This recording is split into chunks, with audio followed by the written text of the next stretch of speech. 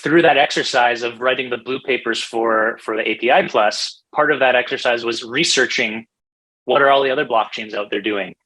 And the graph, and part of that process is when we really dove into learning more about the graph and kind of when we figured out that this seems to be the standard that the rest of the industry is going in.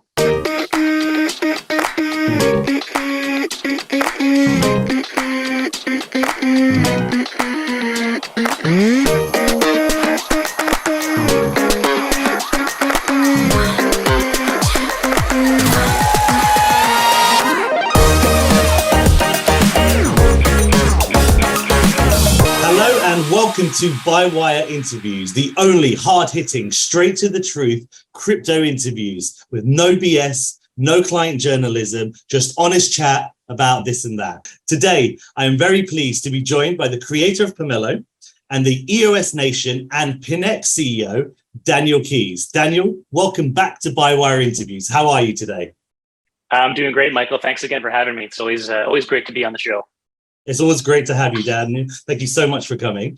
Okay, so Daniel, before we jump into Pomelo, which will be the core of our discussion today, could you tell us a little bit about Pinax? What is this new company? What does it do? When did it launch? And what can we expect to see from it?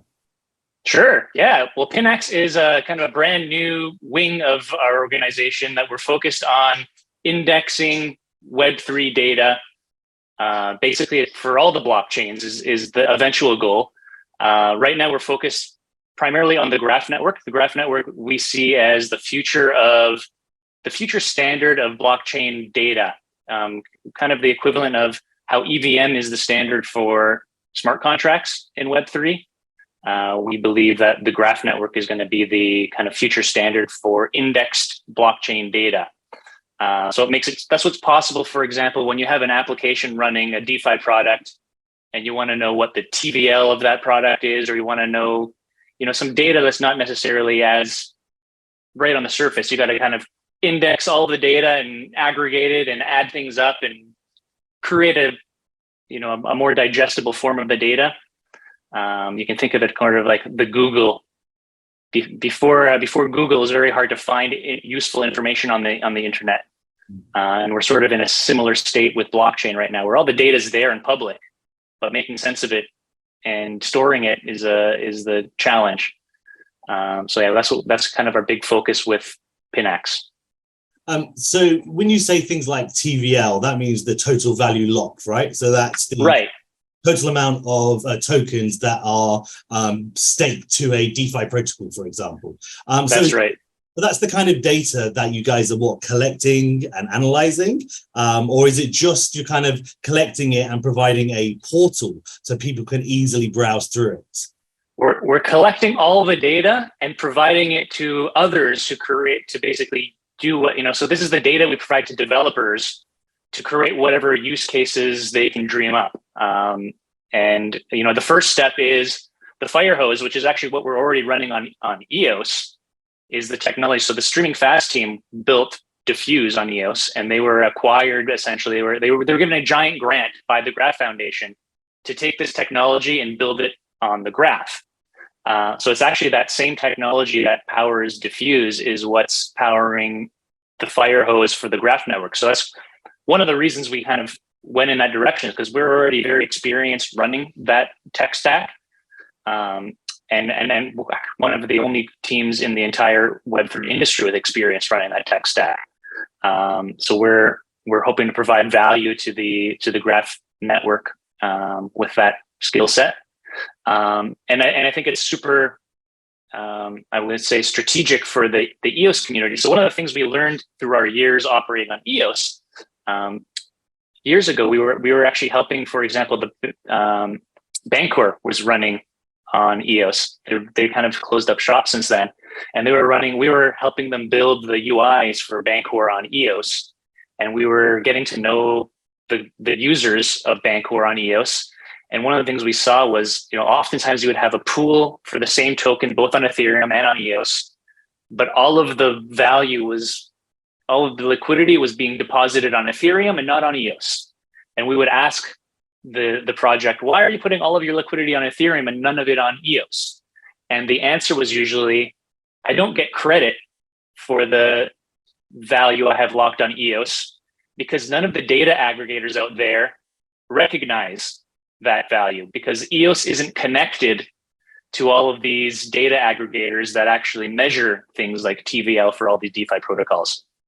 So what the graph is a standard way of indexing and presenting this data to different data aggregators out there, so that, you know, if you want a DeFi application on EOS to show up on things like DeFi Llama and CoinGecko and things like that, a lot of these aggregators require that you present the data via the graph network, because the graph network is a trusted network. They have a standard, and it's all presented in a consistent format that's easier for their UI to deal with.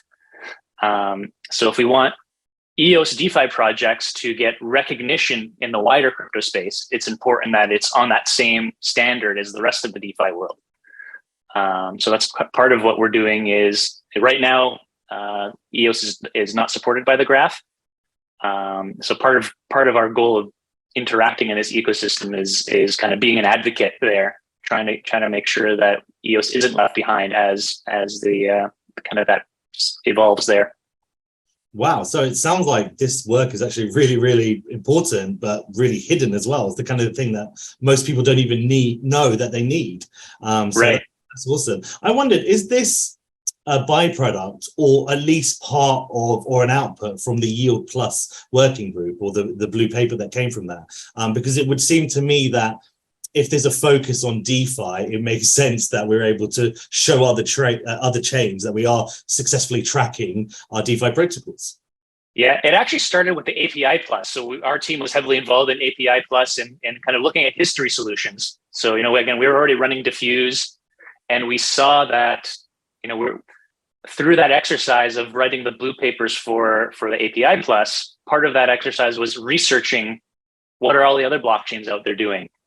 And the graph, and part of that process is when we really dove into learning more about the graph and kind of when we figured out that this seems to be the standard that the rest of the industry is going in. And it just so happened to be, oh wow, we were already running Diffuse, and it's basically the fire hose that powers Diffuse is, you know, the last generation version of what they're running on the graph. So it was a lot of sense for us to get involved. We know the Streaming Fast team very well, so we've been getting to know that community more and more, and trying to get involved there. Very, very cool. I'm very excited to see how that progresses, and I hope you come back and give us an update on how it goes over the next few months. All right, let's jump into Pomelo then, because that's the most exciting thing in the world right now. So let me get this straight. So Pomelo is effectively a revolution in startup funding. So if I understand it correctly, let's say I'm an entrepreneur. I could join the EOS community. I could add a listing to Pomelo. And then could I start getting funding, like funded from the EOS community right away, assuming that the funding I'm seeking is a public good? Is it really that simple? Pretty much, it's that easy. It's really easy money. Is all you got to do is submit a grant application. As long as it qualifies, our team is going to review it and make sure that it meets the bar of, is it a public good or is it not a public good?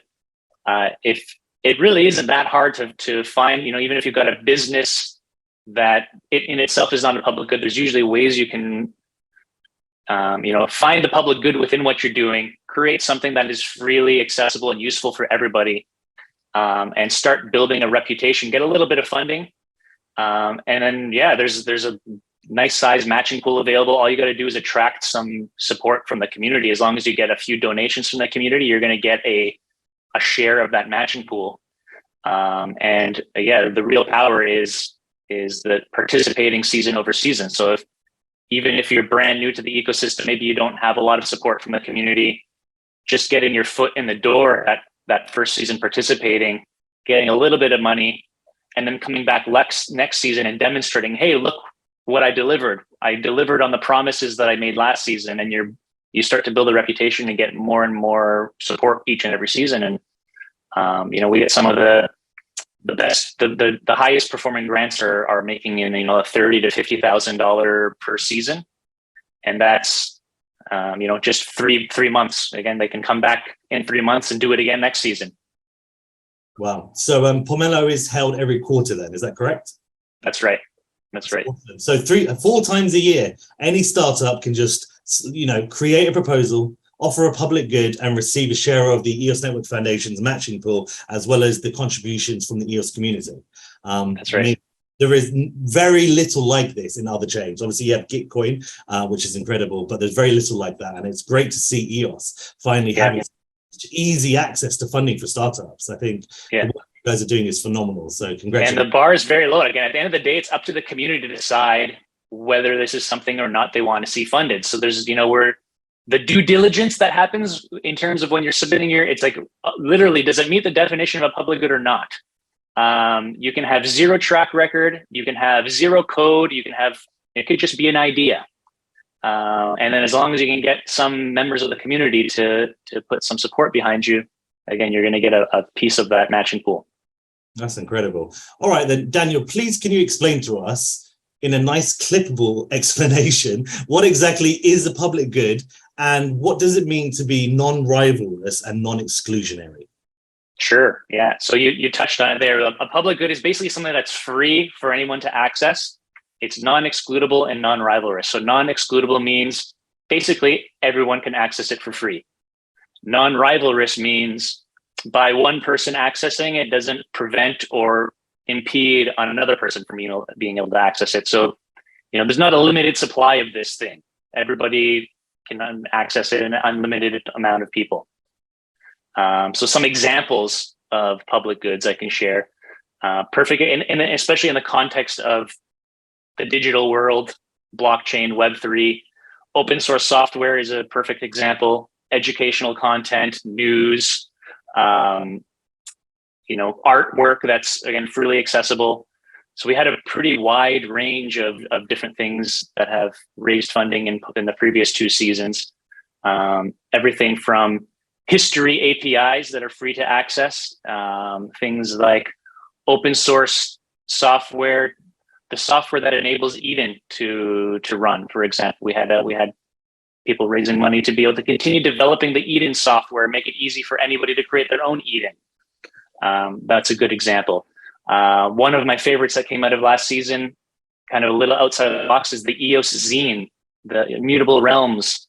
We have an artist in the community. He's not a developer, but he's got some great art skills and a great storytelling abilities. He's telling the story of the EOS community in the form of a comic book and making that freely available for everybody. Things like Twitter accounts that are spreading awareness for EOS. Again, as long as the output is free to access, it's a public good, and it could qualify for Pomelo. This wasn't one of my scripted questions, but you brought it up, so I'm going to ask it. So is Eden on EOS a public good? Could it use Pomelo to raise funds? Again, the devil is always in the details. So there's aspects of it. So Eden in itself is, or one particular implementation of Eden perhaps is not a public good because it's, you have to pay to become a member. It's one exclusive community that invites who they want to join. But the technology that enables Eden perhaps is a public good. So, we mentioned we had people raise money to continue developing the open source software that makes it now easy for, now we can have a Chinese Eden community and a Korean Eden community take this software and create their own Eden communities. So that software is definitely a public good because anybody can access it for free to launch their own version of Eden. What about the recent Eden circles that were proposed? Would things like a media circle or an NFT circle, for example, assuming they're used to promote Eden on EOS, would those things fall into non-rivalrous and non-exclusionary public goods? Yeah, perhaps. So again, media, as long as the media is freely accessible, it would certainly count as a public good. But again, the devil is always in the details. So if you were to create a grant on Pomelo and you're raising funds to produce content that's freely accessible, So, it sounds like maybe something this media circle would perhaps do. That sounds like a public good. If it's a grant to, hey, we want to create a pool of funds for ourselves to fund it depends on how that grant is structured. It's not a public good to fund a group of exclusive people to decide. It depends on how that kind of grant is structured. So funding the creative media and making that media public for everyone, that's a public good. Creating an organization that produces media perhaps is not. I see. So if Bywire produced only sports news, for example, we would still be able to raise money on Pomelo. We just probably wouldn't be as successful, right? Well, there is actually a requirement, in addition to being a public good, it has to also benefit the EOSIO community. So either it's, operating on EOS, so maybe you've got a news that, hashes onto EOS or publishes onto EOS. Maybe it's still sports news, but it's leveraging the EOSIO ecosystem. It has to have some connection to the EOSIO ecosystem to one degree or another. Or, it's producing news about EOS. That's another obvious qualified option. Okay, that sounds good. And that's a really good explanation. So hopefully people who are applying can watch this video and not fall foul of some of the rules. So Pomelo season 3, it's started. Donations opened this week, I believe, on Wednesday, July 27. So we're all really excited about that. So can you tell us, Daniel, what are the awesome and amazing, cool new features you guys have in store for us for season 3? We got a ton of stuff coming to season 3. We did a pretty, we made sure to focus the new features coming on to season 3 on the feedback and the areas of improvement that we really thought would push the bar and making Pomelo better.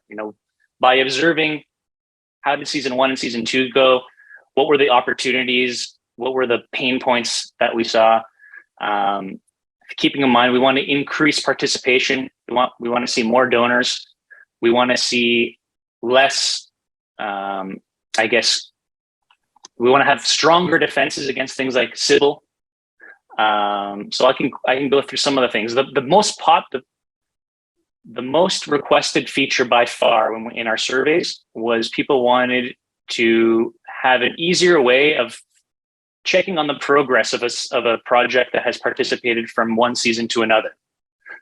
We had 140 grants participate in season 2, and that's a lot of grants to review. You get a big long wall of text. So some of the feedback we got is, all I care about is I want to look at the grants that participated last season, and I just only want to see what the progress was.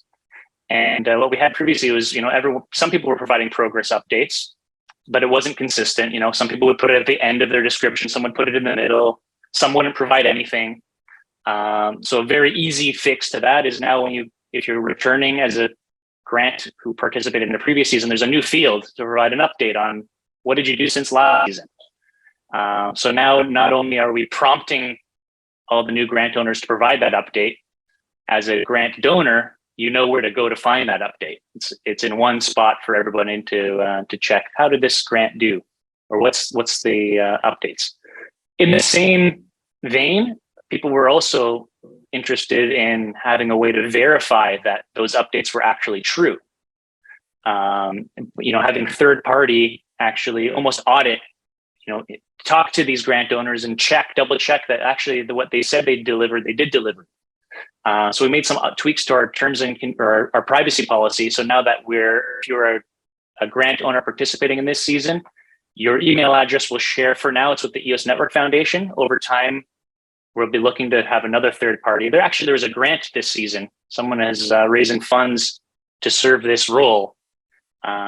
Basically, create a third party independent portal that reports on the progress from one season to another. So now we've set the foundation to enable that. So that solves kind of the number one biggest complaint or wish we were getting.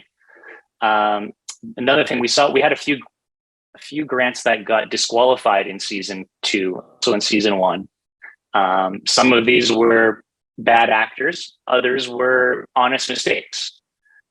Somebody, for example, not knowing that it's against the rules to offer something in return for a donation. They didn't understand what a quid pro quo meant.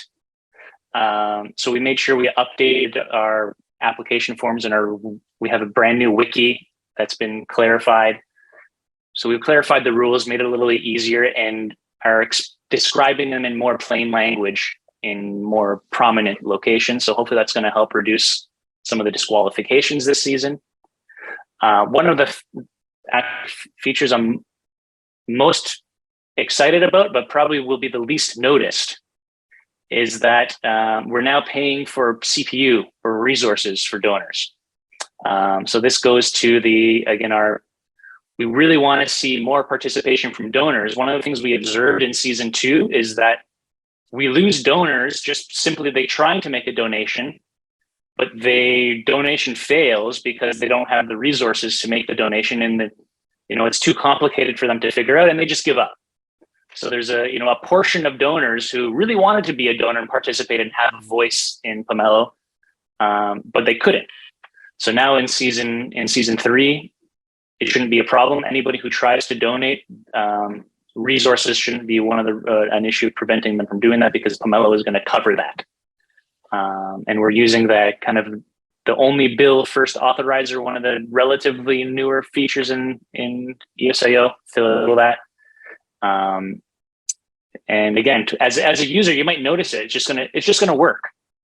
But I think our grant owners might notice it's going to be easier for them to get more donations from the less technically capable donors, because they're not going to have to explain, hey, make sure you power up your account before you try to make a donation to me. Yeah, that's a pretty difficult thing to explain to someone, right? You have to power up. You have to buy CPU and net in order to use your wallet. They're like, yeah, it was hard enough getting the EOS in the first place, especially for novices. Yeah.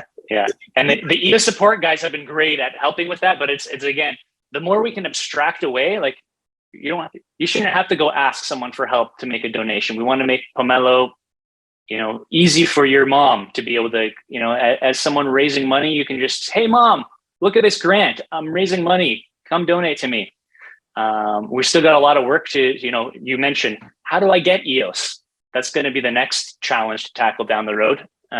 But at least if you have EOS, it should be easy to use it. That's super cool.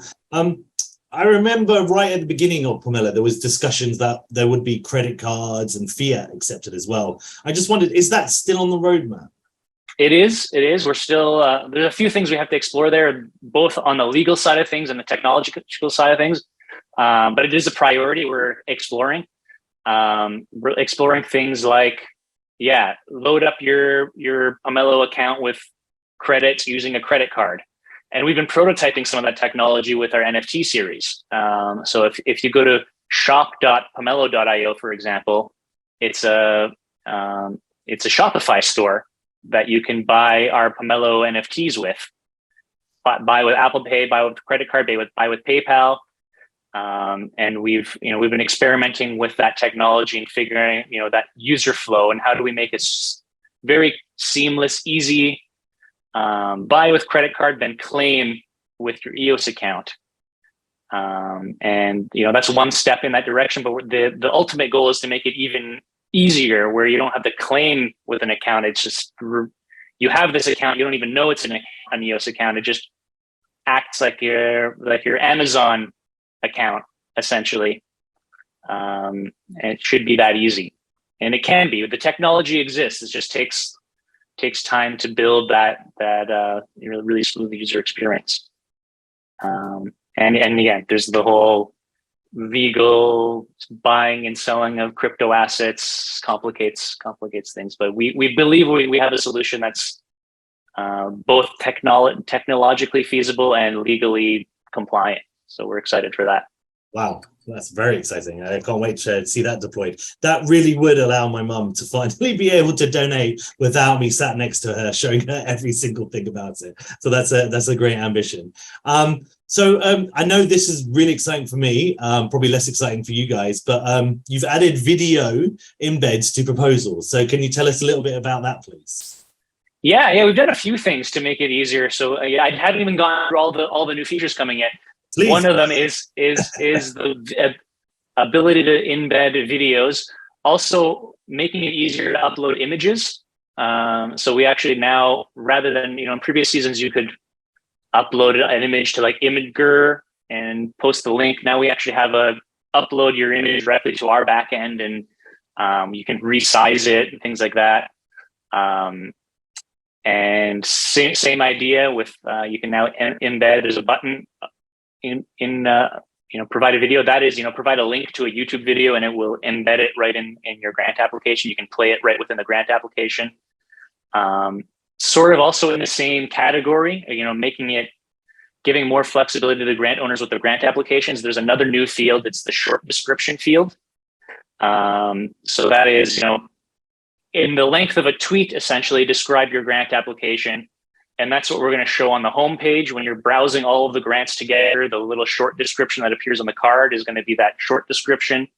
And it's also what's going to show if you share your grant proposal on something like Twitter or Discord, that preview link is going to take that description you provided. It's going to take your image. It's going to take your title, and make it easy, really nice to share in social media, and hopefully allow you to attract more donations that way. So that's the new tools to make creating grants easier and make them easier to share. Kind of those are the ones in that category of stuff. And also on the topic of sharing, we've got some new ways to promote your grant. So we were doing pitch sessions last season. That's not new.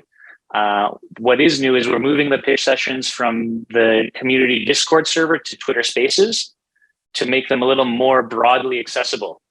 We see our EOS community Discord server is kind of like our friends and family all hang out there.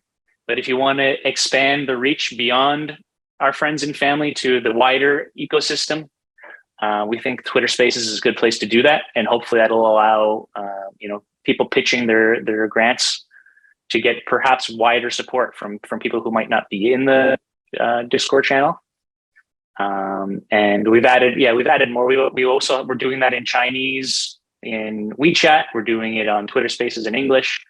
And that's another way we're helping people promote their grants. Another big thing is strengthening the defenses from Pomelo. So it's season 2, we had to do more adjustments to the matching allocation based on the Sybil that we saw.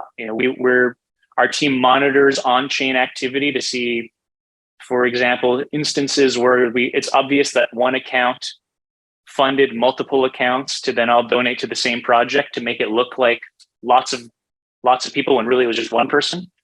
So we saw, not surprisingly, our matching pool has grown from season 1 to season 2. People are becoming more aware of this opportunity. So we saw more Sybil attacks. We also had a new defense mechanism in season 2. It was the trust bonus, but we didn't see a large amount of adoption of that trust bonus in season 2. So big part of season 3 is trying to just get more people to boost their trust bonus. We've made some improvements. We're now, for example, the feature we have that allows you to tap your passport without sharing your personal details. You can prove that you own a passport and it boosts your trust bonus. It's now working for pretty much all the countries. I think there's maybe 2 that are not. In season 2, for example, it didn't work for Chinese users until like the last few days of the season. As a result, we were kind of holding back the promotion of it because we wanted to be kind of inclusive to all of our participants. That's no longer an issue this season. We're going to be promoting it heavily throughout the whole season. And we've got some new adjustments to our UI that's going to sort of guide people to it a little more obviously.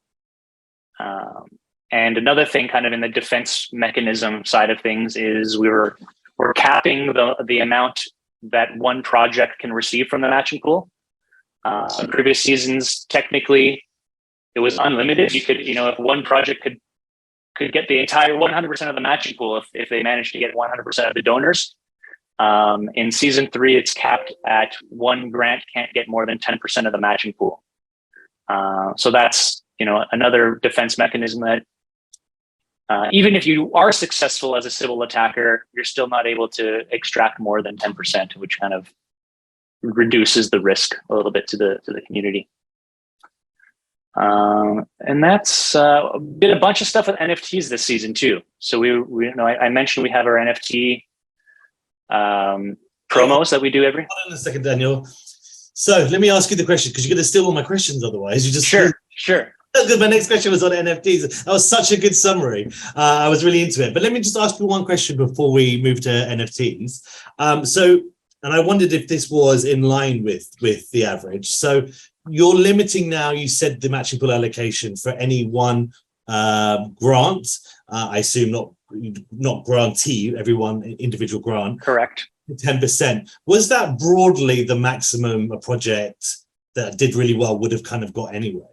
Or did some projects go not yeah. So current our matching pool for season 3 is $360,000 ish.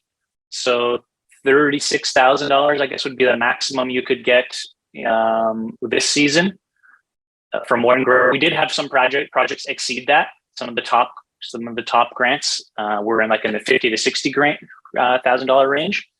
But another thing that we had one grant near the end that we had to pull the plug on. There was we noticed heavy Sybil on that grant. That if you were observing, towards the last days of Pomelo, their matching allocation was ballooning over hundreds of thousands of dollars. And we decided, this was actually a negative.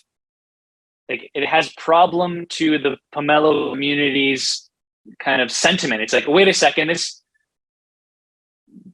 this grant is taking all of the money, and it actually limits people wanting to continue participating. So what we ended up doing is, before we even completed the full analysis on this we're pretty confident this is a Sybil attack. So we removed it. People could no longer continue donating to it. But it required us, we usually like to take our time, we analyze the grant after the round and do a real deep dive analysis to determine, is it or is it not Sybil? Was it malicious?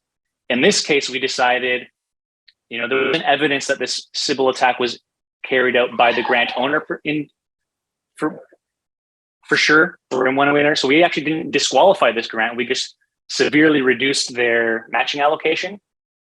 But the fact was, we had to remove them from the round before the round ended because they were taking up so much of that pool. Now in season 3, with this matching cap, we might not have to do that. There could be grants going into this heavy Sybil, causing red flags, making us think, oh yeah, this might be a Sybil. But actually, let's watch, and maybe we'll learn because there's actually value in letting an attack carry out sometimes from what you can learn from it. So now we're going to have that, a Sybil can be carrying out. They're going to hit the cap before we have to kick them out, and it keeps the community sentiment kind of from tanking. Midway through a raise, right? So that you want to keep everyone positive, especially during the season. So that makes sense. That's a great innovation. Congrats on that. Okay, Daniel, so can you talk us then a little bit through the fantastic new NFT rewards that you guys are offering for season 3? I know you touched on it a little bit earlier, but I'm very interested on exactly how someone like me can get to the moon. So if you could explain that to us, that would be great, please. Sure, yeah, and there's all we've added some new features to kind of make this more fun too. So we from the beginning, from season 1, we were always doing these NFT promos, and the idea of these promos, it's a way to engage the community between seasons, keep people keep Pomelo top of mind for folks while we're between an active matching round, and at the same time we're actually raising funds for the matching pool. So 100% of the primary sales of these NFTs goes to the matching pool for Pomelo. And we've evolved, our season 1 promo was, pretty basic. We got a little bit more complicated in season 2 with our diamond Pomelos. We had a potion that creates diamond fragments that you can blend in various combinations and create a diamond Pomelo. And now we're taking it to the next level with season 3. We're going to the moon. So you're able to create, same idea. We're selling grant collectibles. So this is you can get a pack of grant collectibles, which are basically trading cards that represent our best performing grants from the previous season. So that's a way to further promote the grants that have been successful in Pomelo, give a little extra boost to the successful grants, get people excited about, hey, cool, I want to collect all these grants. But then you can blend your extras, your duplicates, or whatever you want. Blend your grant collectibles with some carbon to get a rocket potion, which produces rockets. And if you collect enough of the same kind of rockets with full fuel tanks, you can blend them into an ultra rare moon. So that's coming, I believe, this Thursday. I'm not sure when this is going to be published. By the time you publish this, it might already be live. Collect some, get your rocket potion, generate rockets every day, collect enough rockets with full fuel tanks. It's random. You're going to get either a empty tank, a medium tank, or a full tank, and you can get one of 5 different types of rockets. If you want to get the ultra rare moons, you're going to make sure you want 5 of the same rockets, all 5 with full fuel tanks. And that's going to get you one of our ultra rare moons. And we're now making it possible to flex your kind of your collection a little bit more and give you a little bit more control over what you're showing. So we've added the ability to customize your profile picture and border in Pomelo. And we're also adding profile banners. So I could set my profile picture as my diamond Pomelo that I collected last season, and the border as the golden Pomelo I collected in season 1. And I can set my banner as the epic ultra rare moon that I got in season 3. And we think it's a cool way to set your profile apart. When I'm deciding as a donor, who am I going to donate to?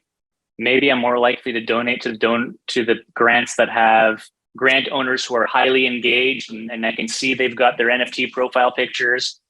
The other cool thing, though, is actually I can look at who donated to a grant and see all the little NFT faces of all the donors of a grant. Actually, and one thing we noticed is, like, you look at a grant that had heavy Sybil versus a grant that was legitimately a lot of community support.